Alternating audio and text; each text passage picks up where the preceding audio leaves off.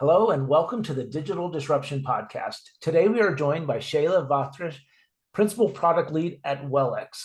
Sejla, thank you so much for being a guest today. We're happy you're here. Would you mind just giving a bit of a personal introduction and a professional background about your current and recent job roles so everybody gets a chance to know you better? Sure. Thank you, Patrick. My name is Sejla. I've been in product for, well, now almost 10 years. Wow.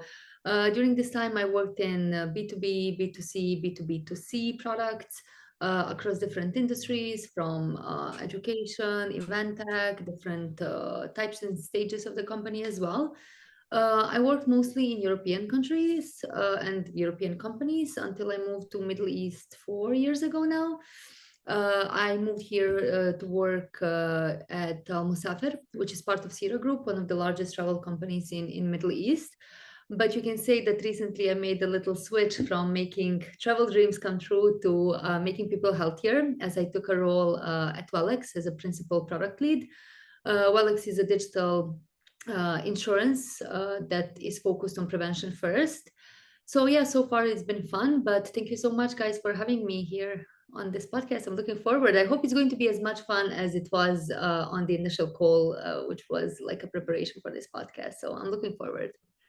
I know we were kind of bummed we didn't record that actually. That was such a great conversation. We were like, this should have been the podcast, but here we are. Yeah, We'll do take two, and it'll be just as much fun and just as interesting. So, I'm sure it um, will be. but thanks for that background. Really looking forward to today's conversation. And when you said you moved to the Middle East for work, so you're based out of Dubai, is that correct? Yes, correct. I'm here in All right, Dubai. so you're in the heart of lots of challenging and disruptive things happening around the region. So that's awesome. Yeah, it's a good time to be here. I know Dubai had its time. It's still very active around here, but what is happening in Absolutely. neighboring countries as well in Saudi Arabia, so many disruption happening. So it's really exciting being here, especially being here in product and tech scene as well. Absolutely. Yeah, Saudi Arabia is so interesting, right? It's like the digital transformation happening like at the scale of a country and in a very short period of time. It's quite amazing. Yeah. It's- every time I go back there, it's a different place, it feels like. So it's Yeah, interesting. right. Like Mosafer is a Saudi company, right? So I used to go almost every month. And since the first time I went to the last time, which was just a couple of weeks ago, and going there on Thursday as well, it's every time there's something new happening. Every time there's a change Totally. that is very, very noticeable. It's exciting. Yeah, for sure. My colleague took me to a place. He said, I'm taking you to a really good breakfast place in Saudi. I said, okay, I love breakfast. So we went there, we walked through the door, and I said, I've been here before. He said, no, you know you haven't. I said, yes. I said, yes, I have. I said, the original one is in Santa Monica, California. And Oh, he said, no, wow. he said, no, you're lying. I said, no, I'll show you. And I was right. And yeah, so that was also kind of a fun So surprise. fair Yeah, to say, you didn't get the authentic Saudi experience. that's right. That's right.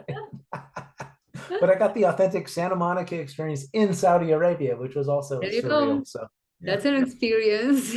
exactly. So, we talk a lot about disruption on this podcast. Sometimes it's with a little bit tongue in cheek, but also we are very interested in the way people are sort of changing in different industries, the way digital is enabling different things for different kinds of industries and companies. I think it's safe to say that you're working for a disruptive company now in the kind of health and wellness space and insurance space. So, I guess what is disruption actually about? If you make it all about the tech, you're kind of doing it wrong. And so, how do you do disruption right? Yeah, that's a strong start to the podcast conversation. I can tell you what disruption is not, and it's not using just the latest technology for the sake of using the latest technology. I think this is a very common misconception. You know, people like to think that they're disrupting, and Yeah, therefore the misconception. Um, for me, when it comes to companies, fields, industries that are stuck sort of in this cycle of inefficiency where they're not meeting the needs of users the way the user want them to be met, right? Because users evolved, it just those in the industries didn't. I think what disruption is taking a step back and asking ourselves, like, if we're starting from scratch, what would be the ideal the ideal world, the ideal product, the ideal industry, right? Yeah. And it's a big idea. It's a big concept to understand. But I think disruption is as much about execution as it is about these big ideas. So the outcome of this output, maybe of this thinking, should be products that are built in a way that once users start using it, they think, why why it wasn't always this way, right? And this Yeah. is what means real disruption. Everything else is just it's theater. It's not disruption. It's not even a real change. Yeah, yeah. I always talk about shiny objects, and Yes. most of them are just distractions, right? And it's, Yeah, but if you exactly. have, I think one of the things I picked up on what you said is like you have to have some real use case in mind, or you have to be solving some real problem in a way that maybe people haven't thought of before, right? But Exactly. and I love that image of when after somebody starts using this product, they go, why wasn't it always like this, right? That's such a great image for like something that really is disruptive. It's Mhm. like, wow, I didn't even know this existed, but now I feel like I can't live without this because it solves something in a unique way. Yeah, Or yeah, exactly. Can and you how would imagine you your life? Sorry, can you imagine your no life please. without ChatGPT now, or Gemini or something like that? It sounds very overprivileged, but it's actually true. I cannot, to be honest. Yeah, no, it's making a big difference. I have um I'm a bit of a techno pessimist in some ways. So but I know what you mean in the sense of like maybe it's because I'm old, but I think that way about Google still, right? It's like how many times a day does your average person just do a Google search? But I totally know what you mean. Like these different AI tools are becoming so embedded in the way people do business every day, or even retrieve information as a consumer, right? Yeah, you're 100%. It's like it's not Apps, going back. It's Google, not going backwards. Yeah. exactly. Yeah. It's not possible. That's the Yeah. real case of disruption, all of these things. Absolutely. 100%. And in terms of, I guess maybe tying it to your current role, is how is that, like how does that translate into real change in, say, in the health insurance and health and wellness space? What are you maybe doing that's kind of most meaningful and disruptive, like in a I guess from a totally practical sense for your industry? Mm. So WellX is this combination of insurtech and health tech with a wellness component as well. And for the longest time, insurance has been a very legacy industry, right? Very boring industry. And it's been considered like a necessary evil. You Mhm. just buy it and you're just hoping that you will never have to use it again, right? Right. And this is something that needs disruption. So I was talking about taking a step back and thinking what the ideal world is. And I think founders of WellX asked themselves a similar question. And they asked, okay, what would happen if the insurance actually wanted to put an active effort to make you healthy and on top of it even rewarded you for it? And this is something that we are doing here at WellX. Now, practically, how it translates to product itself and technology around it is that, for example, from the user experience perspective, we are really focused on the seamless engagement piece, both active and passive ones. So we allow users to connect their wearables and their devices in health platforms like Apple Health or Google, Whoop, Fitbit, you name it. And with those, we track every movement. Yeah, nice. We track every movement that they have, right? We track their sleep, we track their recovery in case of Whoop, we track their activity, steps, and so on and so forth. At the same time, we are trying to motivate them actively to make more movement in the context of all of these challenges that we are having, because this is B2B2C product. So we're motivating them to engage in a healthy competition with their colleagues through these challenges, be first on the leaderboard. We offer a couple of features in the telemedicine space, where we offer doctor consultation, a very convenient way to do mental health sessions, something called care concierge, where they can get anywhere in the world a very helpful support from our nurses where they can pick the right hospital, identify their symptoms, find the right doctor, and so on, so and so forth. So this is the active engagement part. But for whatever they do, they get rewarded with something called X coins. This is, think of Okay. it, in-app currency of WellX. That later these coins can be translated into real-world cashback value because they can get, let's say, $20 off Amazon or 10% off at noon, which is like the big e-commerce. Think of it as a Amazon for Middle East platform as well. So this is what we're trying to do from the experience and tech and product perspective, but from the business perspective, it actually works because think of it this way: the more people move, the more reward that they get, but also they get more healthier, right? Good for them. Yes. At the same time, the healthier people are, less they're using their insurance. The less they're using insurance, less claims, which means insurance is more, let's say, financially efficient. Yeah. So Yeah. that's what makes it like a really scalable product. It's a win-win, user win, insurance win, and I actually like to think that that's how we are redefining what insurance should be.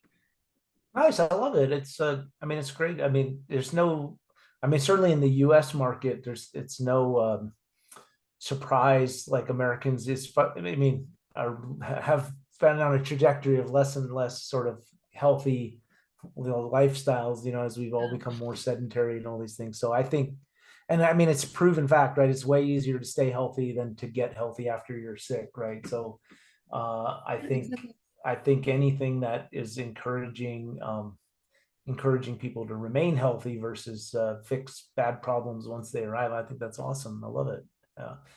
And I mean, it's right. And there is a selfish motivator on the side of the insurance, which is, yeah, it also makes, as you said, it's more efficient to serve more people with insurance if they're not, if they're at the healthier end of the spectrum than the sick end of the spectrum. That's just kind of a Yeah. no-brainer there. So yeah, it's a I mean, win-win there for is this sure. Yeah. concept of doing good by doing well, Yeah. which I think it applies here. Yes, we are trying to make world a better place. We are trying to make people healthier, but we are doing business and doing well at the same time. Yeah, absolutely. I love it. Yeah, I've heard we had a guest recently, Mala, and he likes to talk about the um, virtuous cycles, right? And I think that's another good one, a Yeah, good I need to look example at of a virtuous cycle, right? Yeah. Where, so that's cool. I love it. I mean, I, anytime we can move from sort of theory to practical, like truly disruptive and I mean, there is also, I guess, not only a disruptive component to this, but a component of like uh, you have to be a relatively like digitally sophisticated organization to drive, seamless customer experiences, to use data appropriately and responsibly. You're also in an industry that's regulated compared to other industries, so there's, you have to have all of that. I guess you do, even though it's not about the technology, you have to have the appropriate technology and data infrastructure and integrations all in place to even like enable this, right? So Yeah, 100%. I mean, luckily for us, we have a really world-class team of engineers. We have a really great team of designers, of engagement managers, and all of the great work that our sales teams are doing on the side of brokers, companies, and etc. So for us, technology is an enabler, and so far it's been serving us really well, enabling us to do some really nice and cool things.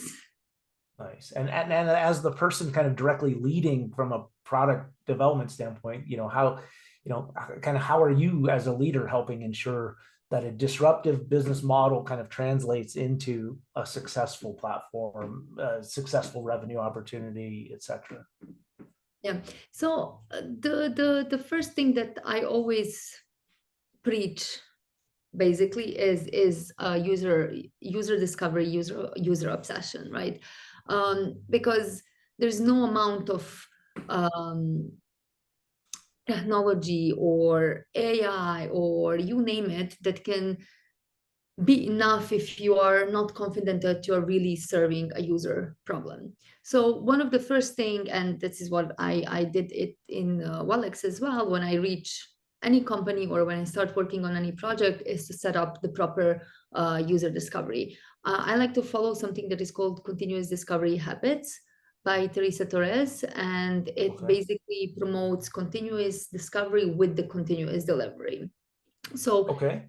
think of it as not you are doing user discovery, which means user interviews and quantitative qualitative research and etc. You're not doing it as a project. It's not like on demand basis. It's a continuous process that you're continuously delivering. It's not like you put the entire team of engineering on pause for a month or two or something like that. So we're doing the same thing with continuous discovery. And so far, we are just kickstarting this process in WellX, but it served us really, really well in Mosafer. And Mosafer back then was one of the maybe 3, 4 companies doing this in the entire Middle East. I'm super, super happy to hear that this is something that is picking up in this part of the world now. But I think for me as a product lead, this is the first time, this is the first thing that I'm doing, and everything else comes in place with it. Like obviously data obsession as well. Like Nice. this is the basis, especially for things that are as complex as the business that WellX is in. You need a proper data infrastructure and data processes as well to support all of the great ideas that you're getting from your actual users. Nice. I'm glad to hear you're data obsessed. That's awesome because Yeah, we're product we managers. We need to we be need data to be. obsessed. Yes, I think yes. Everybody in this space should be more data obsessed. I love it. Can you just because I'm not a product person by nature, can you just for the listeners, can you say that concept again of the continuous discovery and also the person whose work you were citing, just so people, if they want to go check that out themselves? Continuous discovery habits and the work Okay. of Teresa Torres. Okay. Thank you. Yeah. Highly Perfect. recommend. There is a book, there's plenty of resources on YouTube as well. And so far, the team that I've been introducing this to was super psyched to start working on Nice. this. So, yeah. Yeah. No, 10 that's out of awesome. 10. Yeah. I love different versions of, I mean, I'm a big proponent in on the optimization side and the analysis and insight side. Continuous improvement is the only sort of like methodology that really, like, trying to hit home runs all the time just doesn't work. You have to like look for small opportunities all the time Yeah, versus, yeah. So that's so nicely I'm a, said. I agree. yeah. Yeah, so that's great. I'm gonna go check that work out because I'm not familiar with her work. So I will check that out for sure. And I know, you mentioned Mosafer, and I just wanted to talk about your travel and hospitality background a little bit too, because it's another arena in which user experience matters so much. Like ultimately, the product the person is buying is, at the end of the day, nothing more than an experience, right, of some kind or another, or how they, the process of how they get there. But um, still, ultimately, it's just an adventure or a journey of one kind or another. So, Mm. when it comes to digital, travel has been an extraordinarily exciting sector. Certainly some of the biggest, U.S. travel companies have been kind of at the forefront of usability and customer engagement and things. So, and then I guess, one of the areas I find most interesting, I've talked to several clients recently that are really trying to bridge that gap between digital and on-site or on property experiences. Like, how do those seamlessly integrate? So I guess that's to say, in travel and hospitality, there's a lot of different components to consider. So, in your travel and hospitality background, what were some of the most successful and disruptive initiatives that you worked on? That's a very interesting question, especially that there's so many opportunities to be disruptive in travel industry, but I don't think anyone cracked it just yet.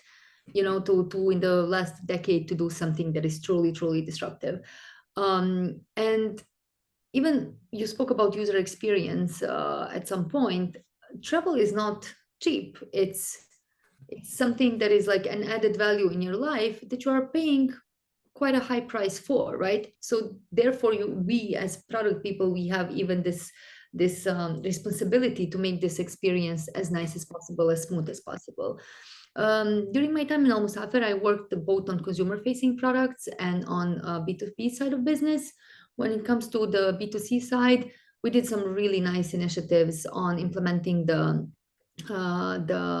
first user-generated content systems in Mosafer, which enable us for the first time in the history of the company to get some data points and to learn about our customers, things that we never knew before, to implement some cross-sell initiatives between our hotel booking platforms and flight booking platform.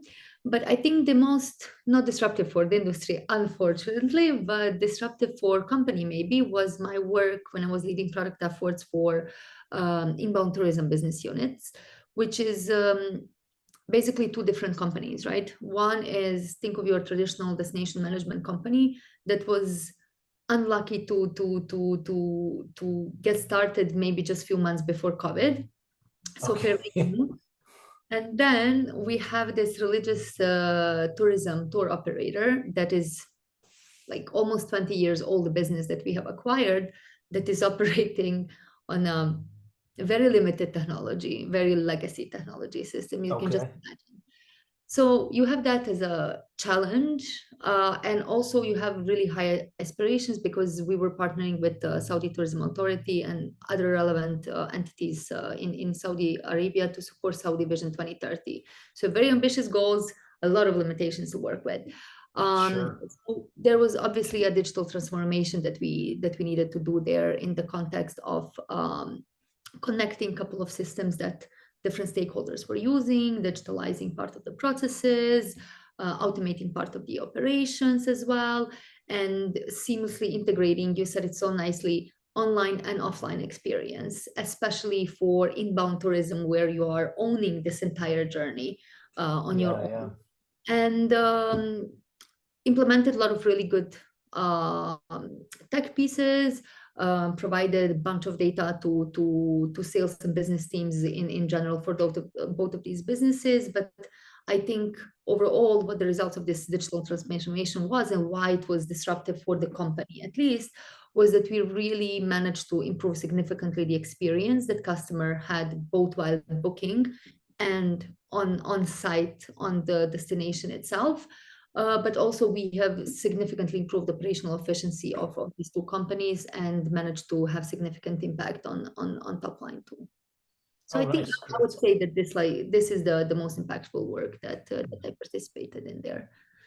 Nice. I think you bring up a really good point here too. Like, you need to use your own, where your own company or organization is as the baseline, right? So, and you're trying to improve on something based on where you're at today. So kind of understanding like a clear-eyed, honest assessment of like, what is our level of digital maturity today and what are the opportunities to close those gaps? Because I mean, there is the larger context, right? Like the Amazons of the world, the Hmm. Netflix, like they change consumer expectations overall, right? They change the kind of the digital landscape of like what people think of as personalization, convenience, whatever. But you also are faced with where you are at today as a company in a particular industry, and there's always a room from like, okay, we're at step, you know, H, I, or J, and we want to get to step Z. There's always room to improve and change. So it's always, you're always in some ways competing against yourself to do better than, do better tomorrow than you are today. I love, that,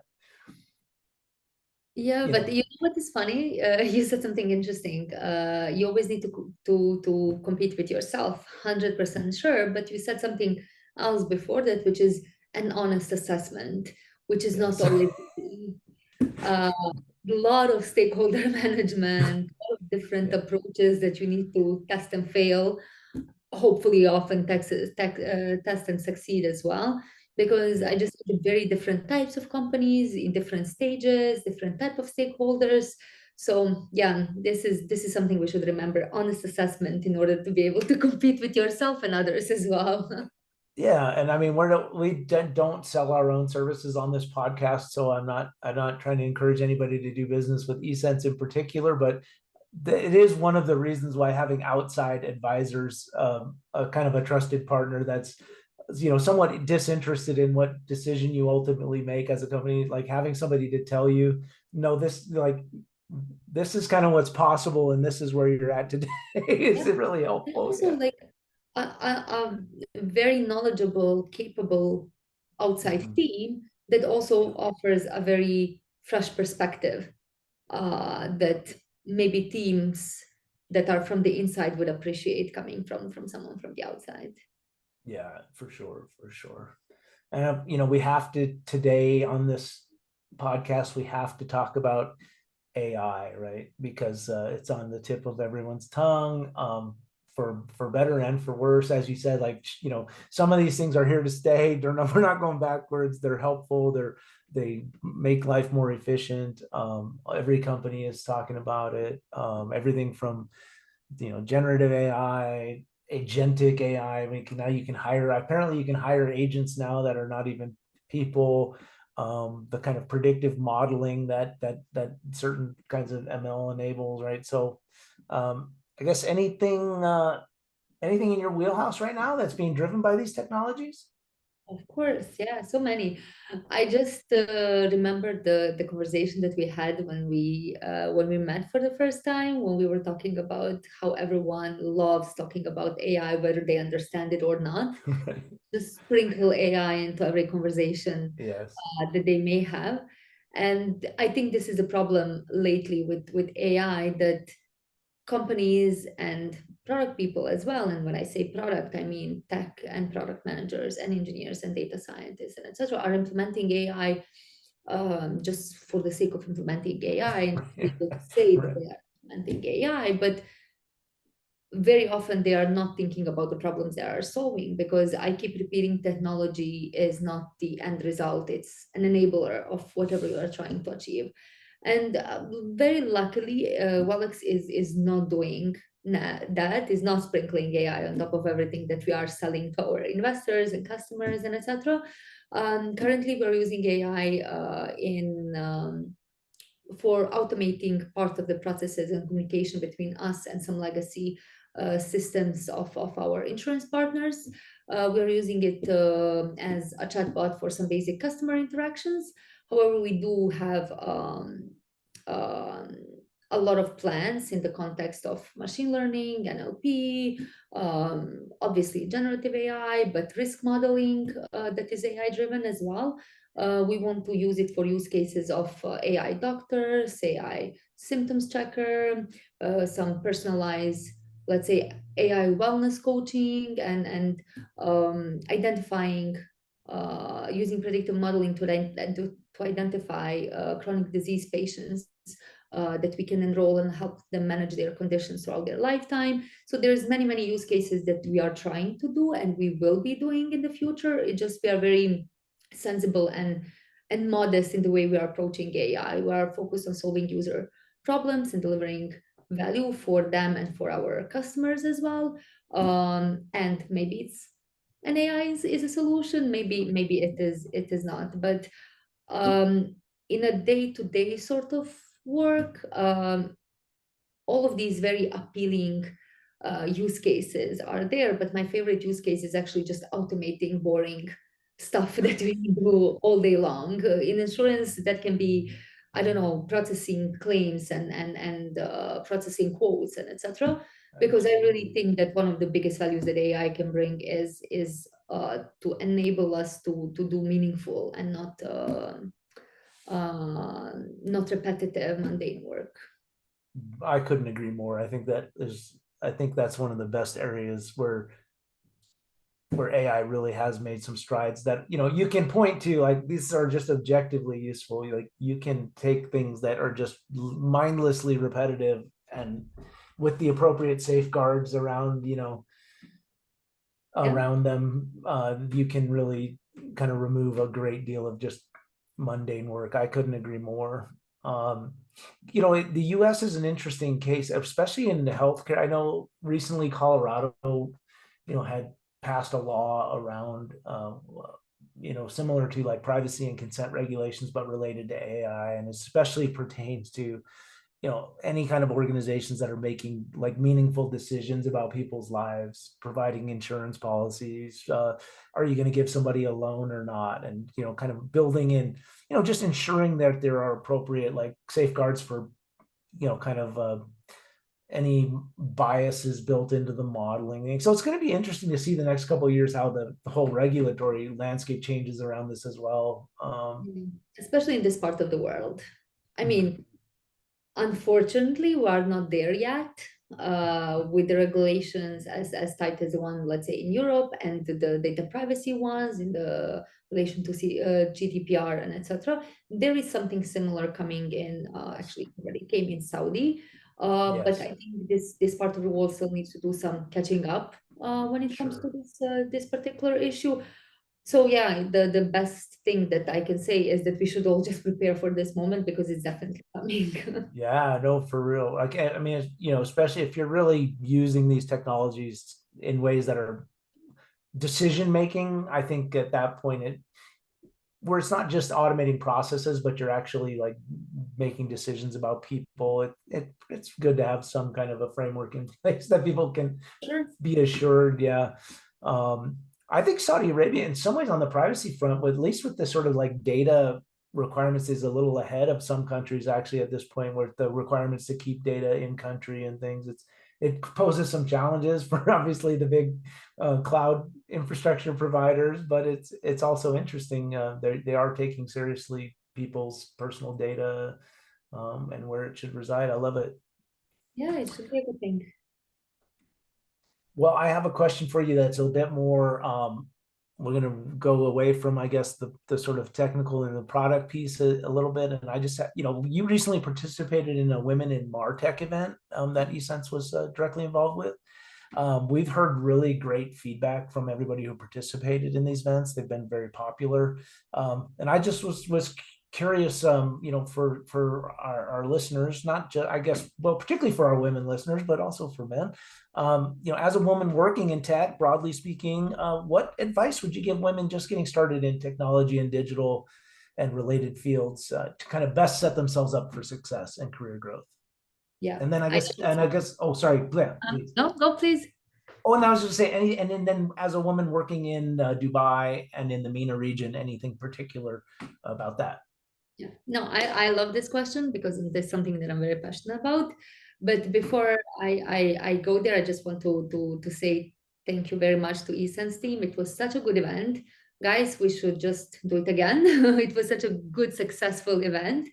And I'm very happy to say that maybe the organizing team can correct me if I'm wrong, but it was, I would say, an estimate maybe around 40%, if not even more, were men on this event. So this was not an event dedicated particularly to women. When it comes to women in technology, I don't think the advice would be different whether I'm giving this advice to women in Middle East or women in US or women in Europe, honestly.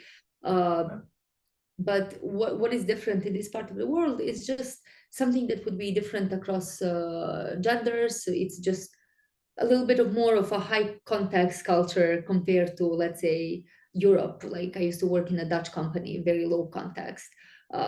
So things like that are just some small differences and cultural differences when it comes to operating business in different parts of the world.